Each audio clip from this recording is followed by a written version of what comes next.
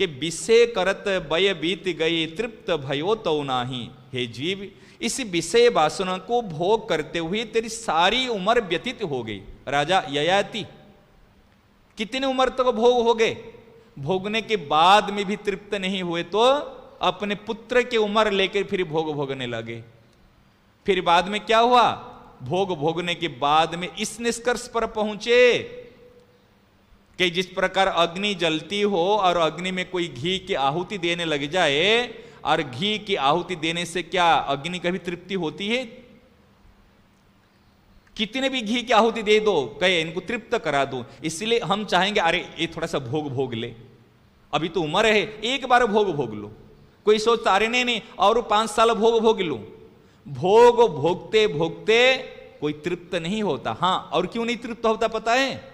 यदि उन्होंने ईमानदार पूर्वक भोग भोगेगा तो उसमें वैराग्य उत्पन्न हो जाएगा। परंतु हमारे जो भोग भोगना होता है, संसार में हमारे ऋषि मुनियों ने जो विधान को माने बनाए हैं गृहस्थी के लिए, 25 साल यदि व्यक्ति संसार में रह के 25 से लेकर 50 साल पर्यंत यदि धर्मानुकूल विषय को भोगे तब उनसे वैराग्य उत्पन्न होगा। यदि धर्म के अनुकूल विषय को नहीं भोगेगा तो उनका कभी भी वैराग्य उत्पन्न नहीं होगा।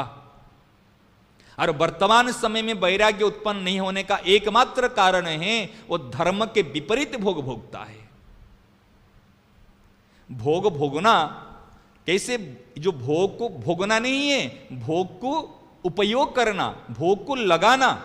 भोग को लगाने से वो प्रसाद हो जाता है और भोग को भोगने से वो विषाद उत्पन्न हो जाता है। हम कहते ना ठाकुर जी को भोग लगाओ, कहते ना नहीं, चलो अरे ठाकुर जी को भोग थाली तैयार करो, भोग लगाओ। जब वो भोग सामग्री को ठाकुर जी को लगा देते हैं वो प्रसाद हो गया। और भोग को अपने भोग लेते हैं। कोई व्यक्ति भोग भोगने के बाद उठे, ग्लानि से उठता है, खिन्नता से उठता है, प्रसन्नता नहीं होती। और परंतु भोग लगाने के बाद में अरे ठाकुर जी का प्रसाद, ठाकुर जी का प्रसाद, इसको लेकर उठता है, उनको प्रसन्नता होती है। इसलिए यहां पर कहे कि विषय करते भय बीत गए तृप्त भयो तो नाही, नयन अक्षत दो द्वीप धरी परत किप कृपतन माही। ये नयन रहते रहते यदि तुम नेत्र रूपी 2 दीपों के हाथ होते हुए भी अंधेरे कुएं में जाकर गिर रहे। हमारे 2 दीपक लिए हुए और जाकर कुएं में गिर रहे। ये कौन सी बात है? ये कौन सी बात? दीपक को लेते हुए जाके कुएं में गिरना।